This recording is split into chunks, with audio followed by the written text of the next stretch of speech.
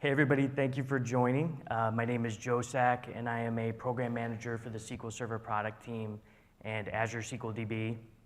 And right now my focus is on the query optimizer, but I've also done a lot of work with customers in SQL Server R services. I did that as part of the SQL CAT team, that's a customer advisory team, and we work with customers in preview versions, for example, SQL Server 2016. And this is where I met my colleague here today, Justin Silver. He's a scientist from Pros Inc. And today we're specifically going to talk about how we took a 2-day process and reduced it down to less than 1 hour. And less than 1 hour in SQL Server R services versus an open source R equivalent, okay? So for the agenda, we have about 45 minutes. Justin is going to go over his scenario. So he had a lot of advanced analytics scenarios to choose from, and he chose one that was a canonical example that he could bring to the lab. These labs in Redmond range anywhere from 1 week to even up to a month. And what we do from a product team perspective is we try to get very realistic workloads from customers into the lab. We have key folks like Justin in the room to help work with us and see whether we can optimize the workload. We learn a lot about the product, and that product feedback flows to the actual product itself. So in this case, we started working from CTP3 and onward with SQL Server R services. So a lot of the feedback that Pros Inc. was able to provide made it into general availability. During the lab, I just want to mention, we had another colleague, so Justin is the scientist, but we also had Peter Tran, who was a data architect from Pros Inc. We also had Denzel Ribeiro, who was a SQL CAT program manager.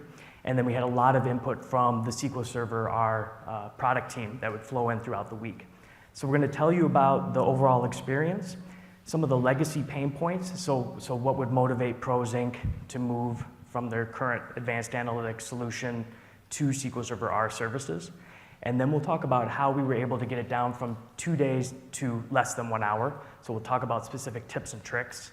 And finally, I'll give a link to the SQL CAT blog, and we go through in great detail. It's a blog post, but it's actually like a mini white paper, and it goes into great detail about how you can optimize your own workloads.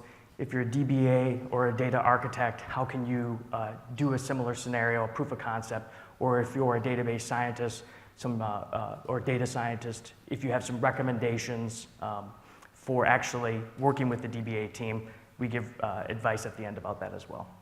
So with that said, I'll hand it over to Justin. So here we go. All right, thank you so much, Joe, and thank you everyone for joining today. It's great to be here, and great to see so many great faces in the audience, some familiar faces, now familiar at least.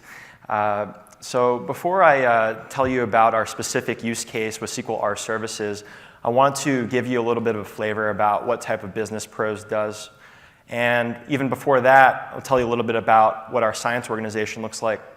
So my title is scientist, because data scientist isn't vague enough, so we have to just take it a little bit more ambiguous than that and just be scientists. I get the joke a lot when I was actually at the last conference. So what kind of scientist are you? Are you a chemist? Are you a biologist? No, I'm a data scientist, but we don't want to be put in that bucket necessarily. But by and large, that's what we do. So what does Pros do? Well, at the end of the day, we help businesses be more successful. We help them make more money.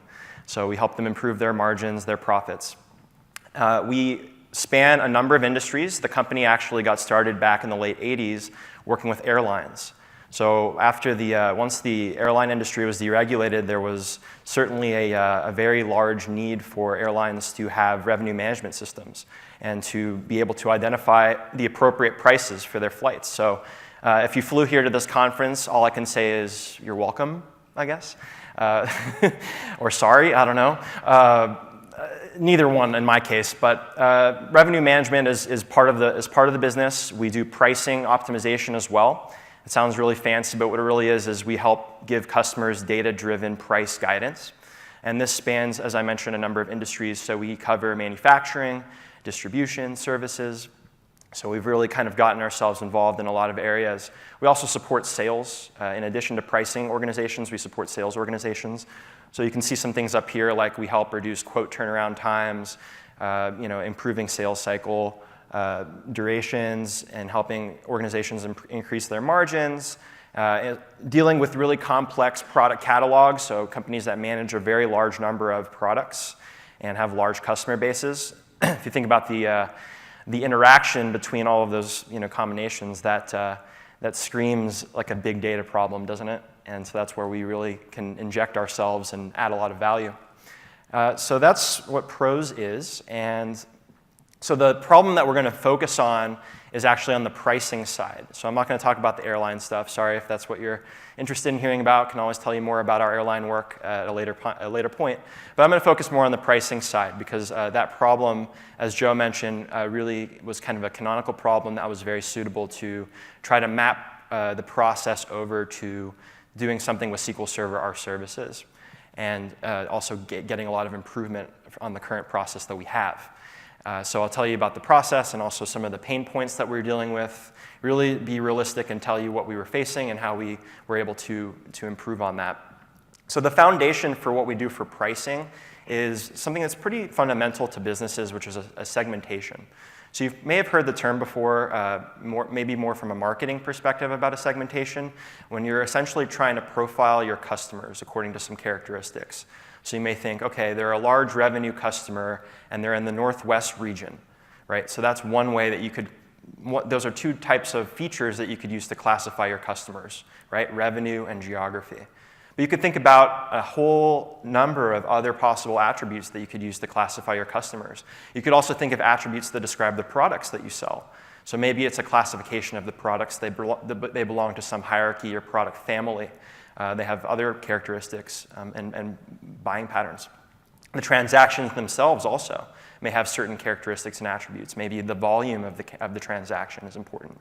So what we try to do is we take all of these possible attributes of the customers, of the products, of the transactions, and when we get together with the business and figure out what are all the possibilities, what we then need to do is say, okay, let's narrow that down. Let's whittle it down to what are the actually essential and important attributes, not just from a business standpoint, but also from a statistical standpoint. When we look at the data, what are we really seeing as indicative of driving variation in pricing historically?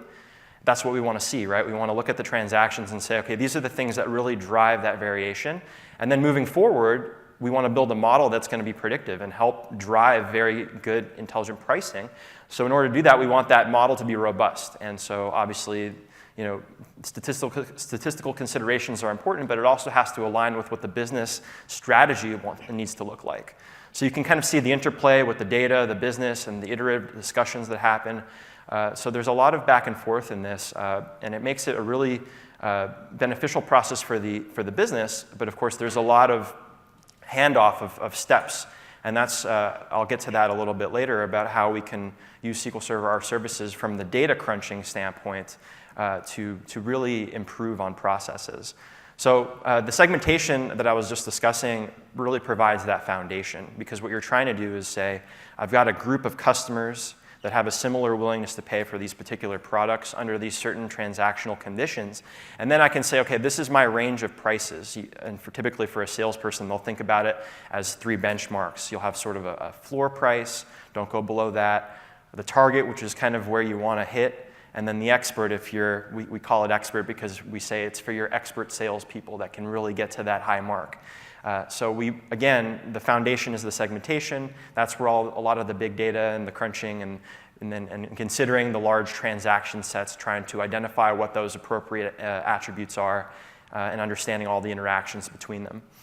So that gets us to that pricing situation. Now, there are some challenges associated with this process as we had it, at least previously. Now, this process, as I mentioned, required a lot of handoff. So again, the goal of what we're trying to do is we're trying to figure out what that appropriate set of business attributes is, and then model that in order to come up with that segmentation model. And again, the goal is to provide whatever those intelligent pricing benchmarks should be for future transactions. So we get the data from the customer. This is how things were working. We would get the data from the customer, and that might go to some other team within our organization. And then the data would then have to come to us as scientists, and in order for us to be able to run the science models that we had in our possession, we'd have to bring the data into our system. So that could be me running it on a laptop, for example, or using some other performance server that we may have access to. Either way, there was movement of data happening. So anytime you're moving data around, we know that that can take some time, especially if you don't get it the way you expect it.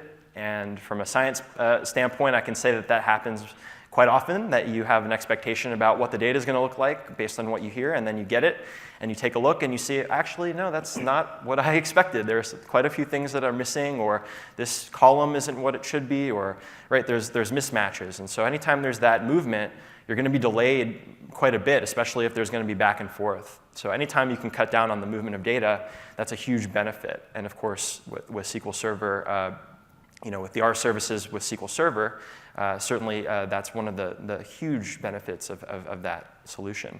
So again, the data gets to us, and then we have to run the science. We have to get the models applied to that data. So the process of getting that segmentation model really consists of 3 steps. So first, it's the selection of the attributes. Right? I was telling you, okay, we may have 50 or 100 possible business attributes to describe what's going on, customer, product, transaction attributes. We need to narrow it down. So we may want to we'll do some statistical analysis and say these are the 10 attributes that are really important, and then go back and forth and discuss with the customer, does this make sense? Are you okay with this? Does this make sense from a business standpoint, et cetera? So there's that attribute selection. Once we have agreed on that set of attributes, we'll build that segmentation model. So, okay, if it just so happens it is geography and customer revenue, what are the combinations of those that we should be forming? So is it Northwest with large revenue? Is it Northwest put with Northeast with large and medium revenue? What are the cutoffs and all those kinds of decisions that need to be made for the model to be formed?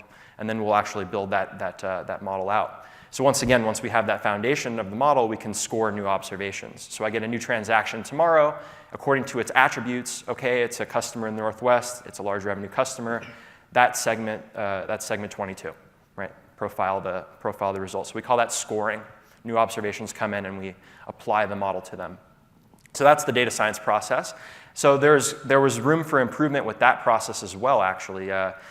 Based on the size of data that we were working with, in some cases, our customers have, in the hundreds of millions of transactions that we're dealing with. And it's not just the size of the transaction set, it's also the characteristics of the data, right? So in a lot of cases, we're working with columns or features or attributes, all of these terms can be used interchangeably, that have string value, for example. So you may have a geography attribute that has a couple of hundred different values that it takes. Now you can imagine when you're crunching on that and you're trying to figure out what the right combinations of things are, there are a lot of ways that you can put these things together. The combinations really blow up once you get beyond a certain point. So there's a lot of intense computation that needs to happen to produce these models.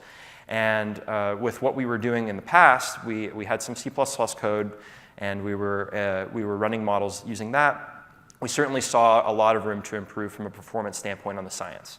So there was the handoff of the data, which certainly could have used some improvement, and there was also the science process itself that we could stand to improve in terms of performance. And finally, the final piece of the story on that end is actually getting the results of the model into a production environment, right? So I've fit a science model, I've applied the statistics, I've gotten the segmentation. Now I need to deliver the results to the customer. It's great that I've had fun doing this, it's been a fun exercise, but it's not academic. I need to get it back to the customer. They're using it for their business. They need to be able to see the results, look at visualizations, right? Have a UI and interact with it, all those things. And so there was an additional handoff that needed to happen. Once I'm done, my work is done, I've built the model, I need to then hand it back off to the product. And we were doing this through a back-end configuration using some configuration files.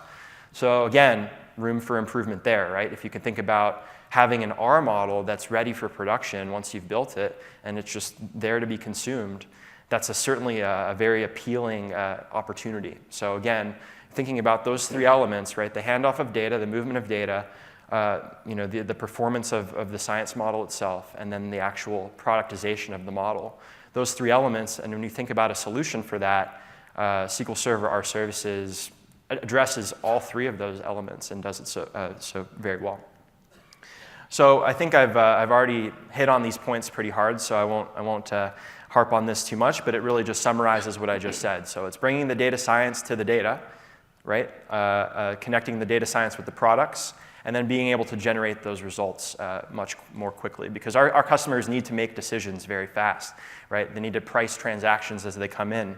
So this is essentially near real-time behavior that needs to happen. So the profiling of the segments and the application of the pricing logic, all of these things need to happen very rapidly. But we also need to make sure that we're getting good results, right? So that's why, as Joe was mentioning with our engagement when we were working in the lab, it was really crucial that we had, so my DBA, our architect was there, and myself, and then Joe and another colleague, Denzel Ribeiro, all of us working together, and Joe will talk about the process that we had to make things pretty efficient and working together to solve the problem that we were solving.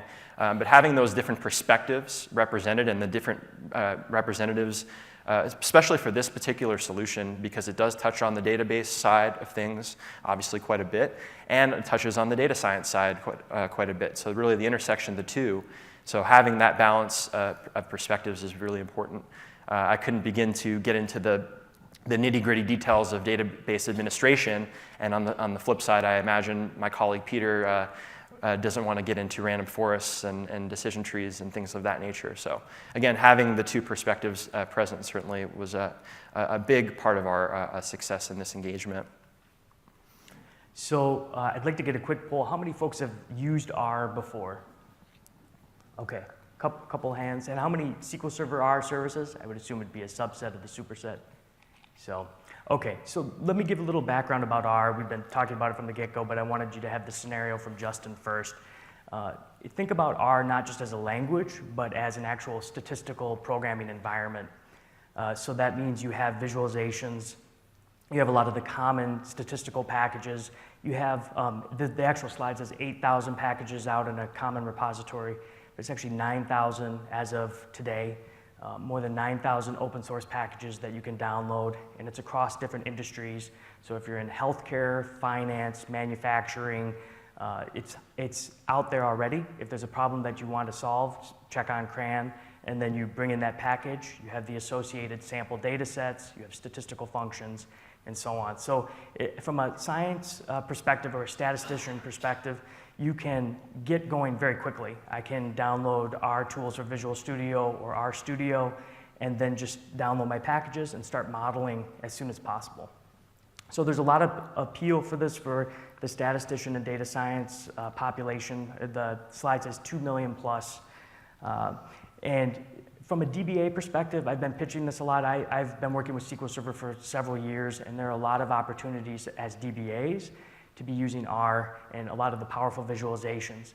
And just planting a few examples, think about query store. If I have a query store result set, in one case we had a lab with a different customer, and we were looking at compatibility level 120 versus 130 and trying to visualize that. Well, to do that very well and out of the box, I used a package called ggplot2. And it allowed us to take a look at, okay, where were some potential regressions from 110 to 120 to 130, throw in 4199 trace flag in the mix, and really be able to articulate that. And somebody already put the work in, and it was open source, and we were able to leverage it right away. So a lot of appeal, and one of the big reasons, so talking to Justin just the other day, I said, how many folks on your team use R? And he said, quite a few. Everybody's got their language preference of choice, but when it comes to research and academia, R seems to be the core language choice. So with that said, there are motivating factors for why people would want to step outside of open source R. So when I was talking about CRAN, we were talking about a scenario where that's 9,000 packages I can download now. I have a lot of statistical functions. For example, LM function lets you do linear regression. Well, a lot of these functions are single-threaded, and they require that any data set that you're working with to generate your model has to be in memory. So from a data scientist or statistician perspective, you may or may not have a large enough workstation, but chances are you don't. And what's more, you're dragging across every row across the line. So example for the Pros Inc. data set, they had 20 million rows. Think of that dragging across the line. I'm having to perform segmentation. I'm having to generate a model and use prediction. And think of how many times you might be exploring your result set before you actually get the model that you want.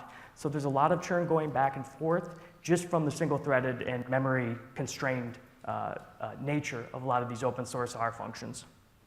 Another theme that we saw, and not just with Pros Inc., but across customers that we were working with during the preview program was around data leaving the trust boundary. So I might be a data scientist in team A, you may have a statistician over here, you may have a risk team, you may have a quant team, and they all have different versions of the truth. And all of a sudden you have people with their own data sets on their own servers or what's more on their own workstation. And we're not working from the centralized version of the data that could have been scrubbed in a more efficient way by the DBA or architect already. So we did see that theme where you start to connect the two different competencies or the two different roles, statistician and data architect, and all of a sudden there's this awareness of, oh, I didn't know you already had that result set. So a lot of discovery even just from combining the worlds. Solutions not easily operationalized. Justin pointed to this a little bit, but you have a model that's working. How do you get it to run in production? How do I generate that model once a month and then start scoring against it on a daily basis? What are the interfaces for doing that?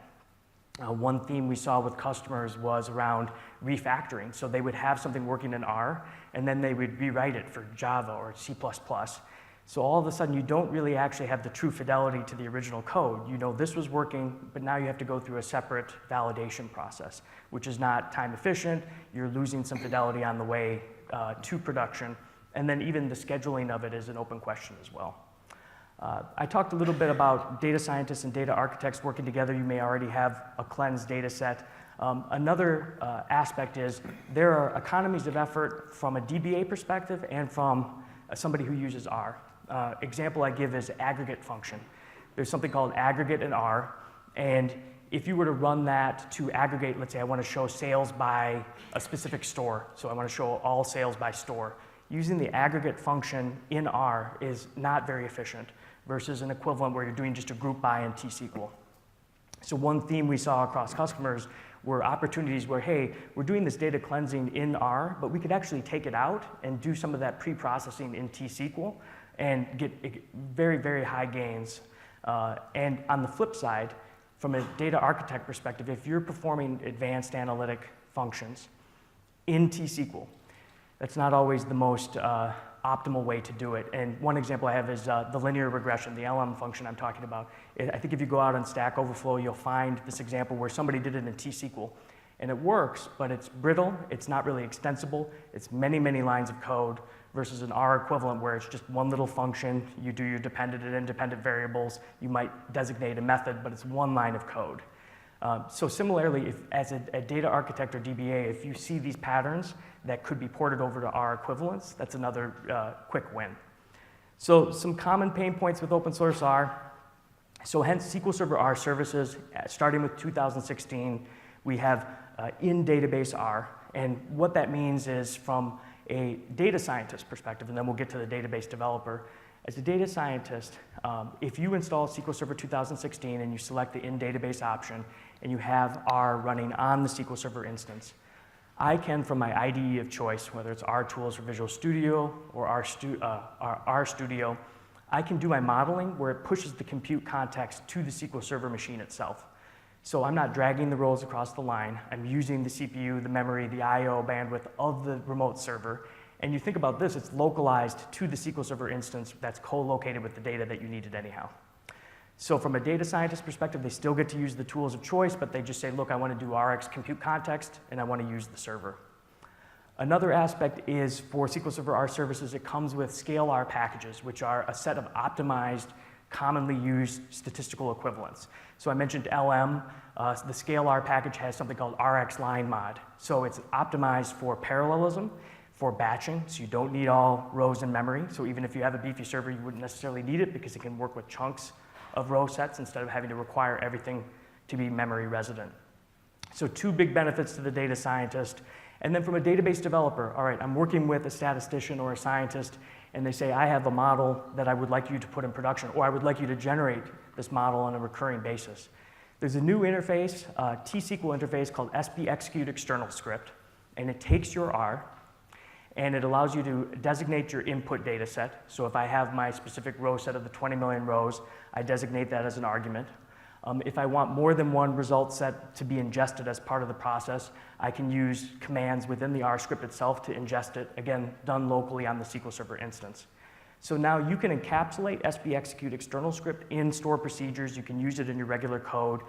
In our example, we're actually encapsulating it in, I want to generate my attributes. That's in a store procedure. You can persist it to a table. I can then generate my model based on those attributes. That model gets persisted to a table. I can then score against rows. I can pull that model from the table. And in each case, we're using SB execute external script. Okay, and I'll have a link at the very end where you can learn more about SQL Server R services all up. All right. So with that said, I talked about we had lab engagement. With SQL Server 2016 preview program, we have customers come in so that we have real workloads and get proper feedback while there's still time to get it into general availability. And I already mentioned that it was a 1-week engagement. And because we had all the right people in the room, and it took a team of folks because we were learning new things. However, and I do have to say this, it won't take a team of folks to do this moving forward because best practices are starting to flow out. But we had the key folks, we had Justin, we had Peter, we had folks in the product team. And the whole goal was, hey, can we optimize this workload? And we had no idea of how far we could get from the 2-day down to the 1 hour. We did not realize we would be able to get that much of a performance improvement. But the idea was, is there a benefit? That was the hypothesis, that there may be a benefit for moving this to SQL Server R services.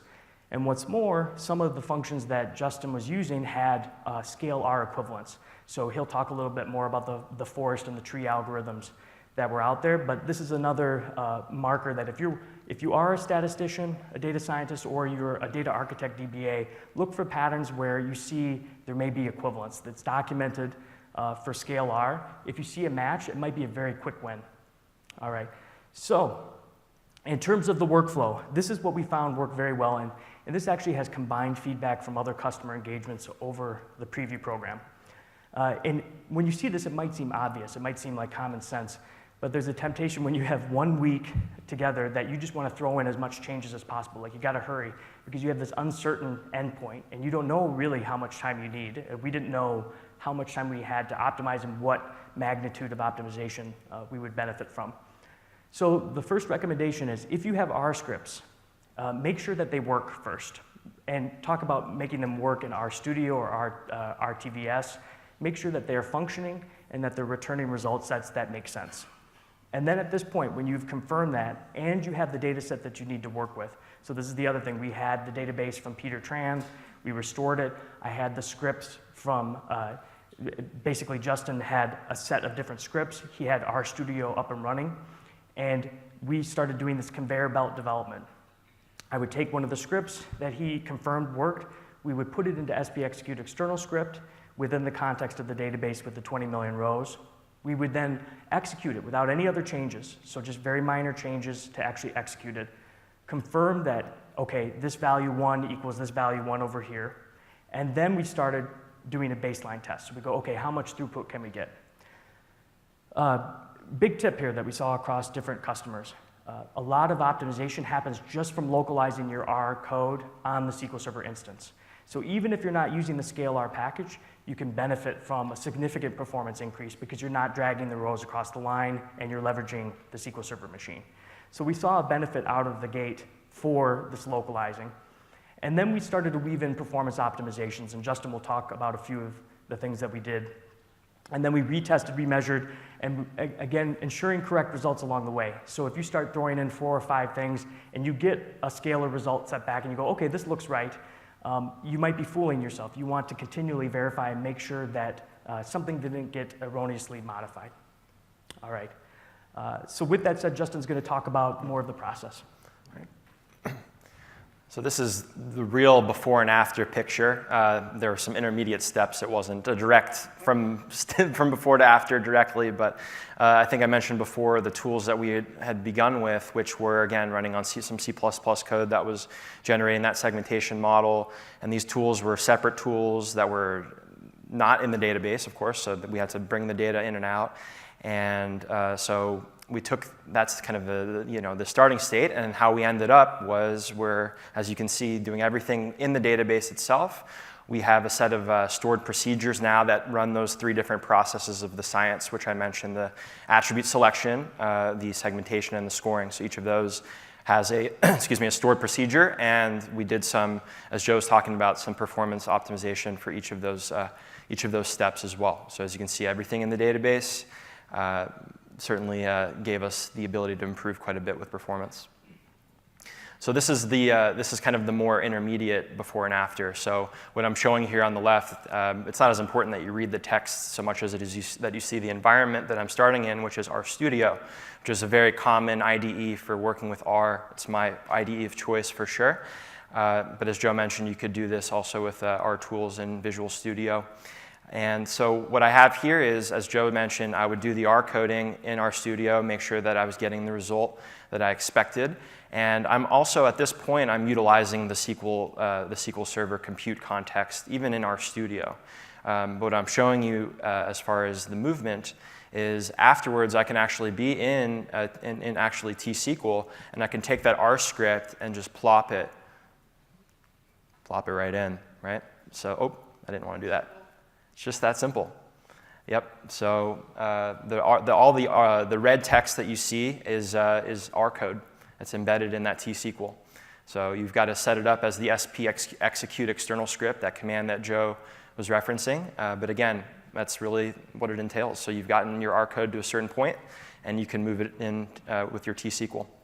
And then you can create a stored procedure out of it, and that's what we did. So we have 3 stored procedures that look like something like this, and it's easy as that. So how did we see such tremendous improvement? I think Joe mentioned that we were able to take a process that took several days, and we were able to get it down to under an hour. So, well, a lot of that had to do with improvements on the attribute selection. The attribute selection was a very intensive process because, again, what you're thinking about this problem, we have potentially attributes in the hundreds, right? Hundreds of attributes that we're considering. And we're trying to whittle it down to what are the 10 significant ones. So again, thinking about all the combinations of things that you can consider, that problem blows up very quickly. So that's definitely our most computationally intensive process that we have. And we were able to get that down to run in 45 minutes. And I'll tell you a little bit more about how we achieved that as far as what process we were using, what functions we were using. The segmentation model, we were able to get that down to run in 5 minutes, and then the scoring, which we were doing as a batch process. So you can imagine a batch of transactions comes in at a time, and I'm going to score them all together. So again, all of these 3 things we were able to see tremendous improvement with. And, as I mentioned, very important that we were getting valid results. So it's not so simple as just saying, oh, it runs quickly, it's great. Let me actually look at the predictions that it's making and make sure that it's doing what we expect. So again, as we said with the workflow, having the DBA and myself and then with Joe and Denzel, Joe working with me really on the R side of things, and Denzel working with Peter on the performance optimization. So all that pipeline, that flow that we discussed was really crucial, I think, to the success of this. So how did we do it? It would be easy to just stop the story there and say, hey, it was great. We saw 100x performance improvement. My day is done, right? But how did we do it? Well, so one big thing was leveraging the compute resources of the SQL Server instance, not of my local or even of some other server that doesn't have the same capabilities of doing that, and also not moving the data around certainly is a huge benefit. Leveraging those scale R functions that Joe was referencing, so taking what I was doing previously and trying to map that to existing functions in that scale R environment. So these libraries that have the RX prefix that indicates those are the scale R libraries. So again, these are parallelizable, highly scalable algorithms that Microsoft designed specifically for the purpose of dealing with large data sets and doing the things that R on its own in the open source world couldn't handle. So that was another key element of the solution as well. And then once we identified the appropriate sets of functions, so okay, we're using the RX deforest library and these others, once we selected those libraries, it was really just a matter of fine-tuning the parameters of the functions themselves. So, and I'll talk about those parameters a little bit, as far as the batch sizes of the data that was flowing, and then how many nodes were we utilizing, and these sorts of things. So I'll give you a little bit of a flavor of some of the performance results that we were seeing. So this is for the first library, the RxD forest, which we were using for our attribute selection. It's building a random forest model, which I won't get into very much detail about here. Certainly happy to get into that at another point. But we're using a random forest for that. And what we were trying to do is figure out what the appropriate number of trees, so it's a forest that consists of trees, so what the proper number of trees was for the forest. So essentially, how many models did I need to generate? And finding that sweet spot was really important because we could say, oh, let's just generate 1,000 trees. Well, do we really need 1,000 trees to get a stable answer? So that was the question, right? I needed to figure out where we sort of saw that invariance with respect to the results, but we were also seeing that things were performing really well. So we found that around 30, so 30 trees, we were able to get the results in, again, 45 minutes that we were able to get results. And the jump from 30 trees to 50 trees, when I was actually evaluating the results themselves, really didn't see a whole lot of a difference between them. So we found that 30 trees was ideal. But again, this will vary depending on the data that you have. So results may vary. Rx Forest, also with the number of tasks, so the number of nodes that we were using, we found that 8 nodes was optimal for us. We didn't see much benefit to bumping it up to 16. We played around with different combinations of things. But once we had decided on 30 trees, it was how many nodes did we need to spin up? And threads. Yeah, so 8 threads. Threads. Yeah. Sorry. Yep. On one machine, which is a nice benefit. So, yeah. Sorry, that's why we bring him in, not the data scientists talk about nodes and threads. Okay. Now, the RxD tree library, which is for our segmentation model, again, it was figuring out the number of threads that was appropriate. And again, we found a sweet spot around 8 threads. Didn't see much benefit beyond that for this particular data set. Great. So yeah, so thread designation, and by the way, I mentioned a lot of the benefit was from just getting it onto the server, and then we had further optimizations through using the scale R equivalents. We've had other customers where they just brought in their open source R, and it worked well out of the box, and they stopped there. One other customer, for example, had very small models. So in the case where Justin's working with 20 million rows, this customer was working with 100, maybe 101 rows, I think was the exact. And it didn't make sense to use scale R because the open source equivalent worked just good enough for their needs, and they saw benefits. All right, so some overall tips for migrations, and some of the lessons were learned from Pros Inc., and then some were learned across different customers.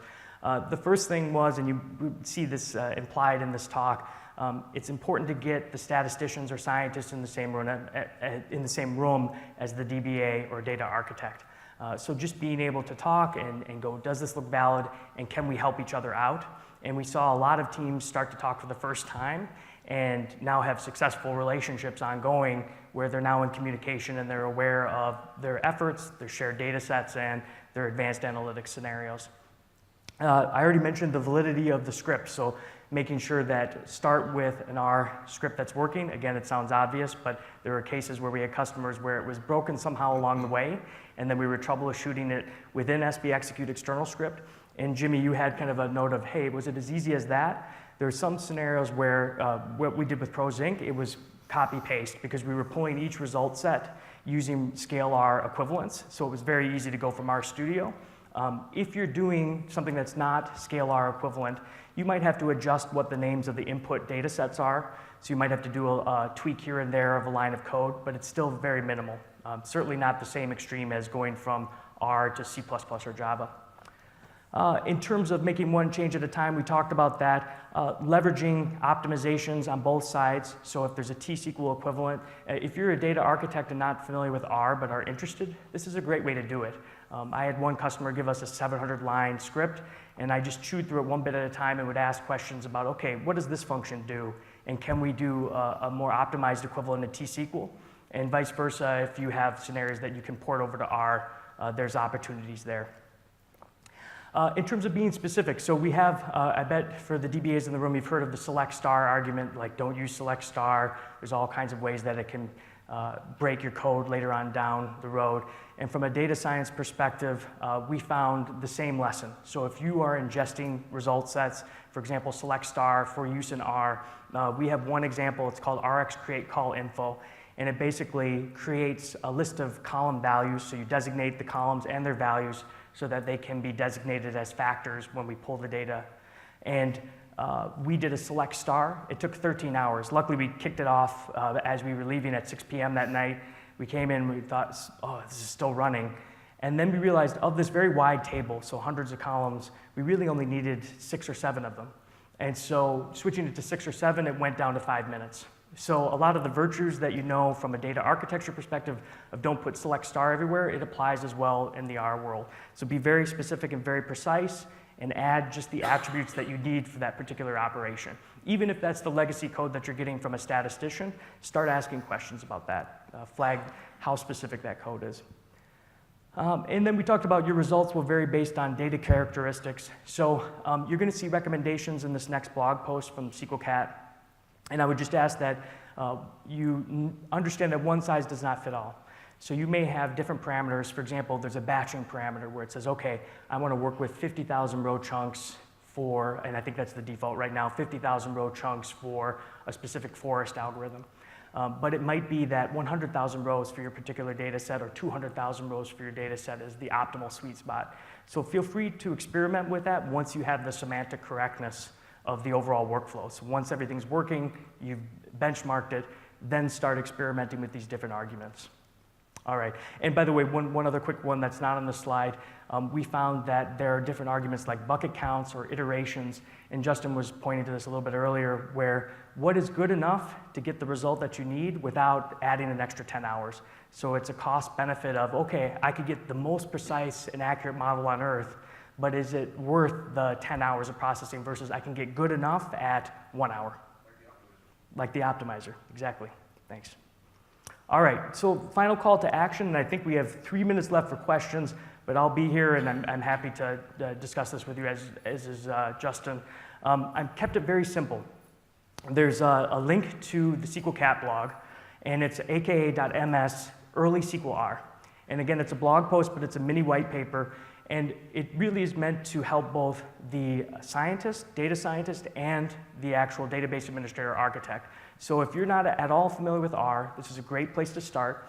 If you're not at all familiar with SQL Server, this is a great way to find out how we've integrated R into SQL Server. And again, we've seen a lot of really strong results across several customers.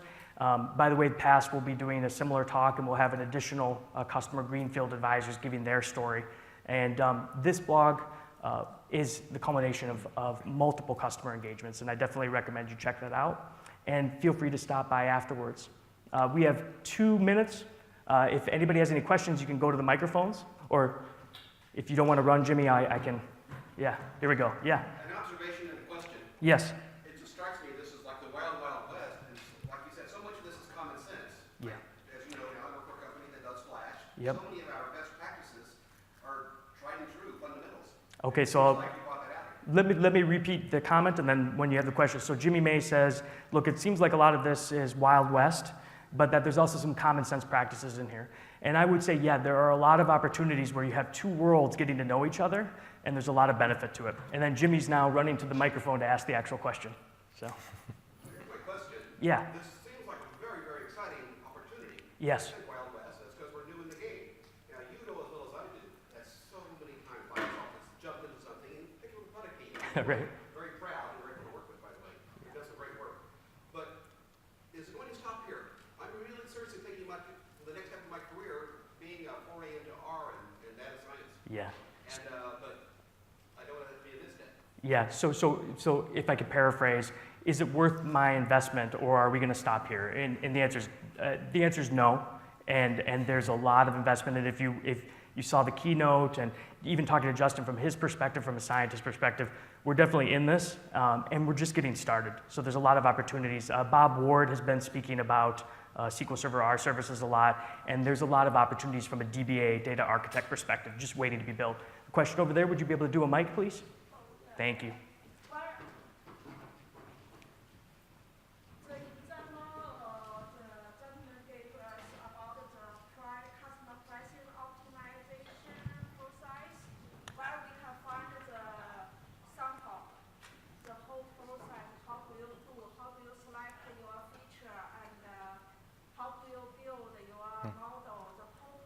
Great. Yeah, so paraphrasing the question, are there samples that you can work with so you can get hands-on with the attribute selection segmentation? Now, we don't use exact prose code, but at the end of that blog are a lot of exercises that you can go through, and they go through all the canonical examples, including the idea of generating models and then storing them and then using them for scoring.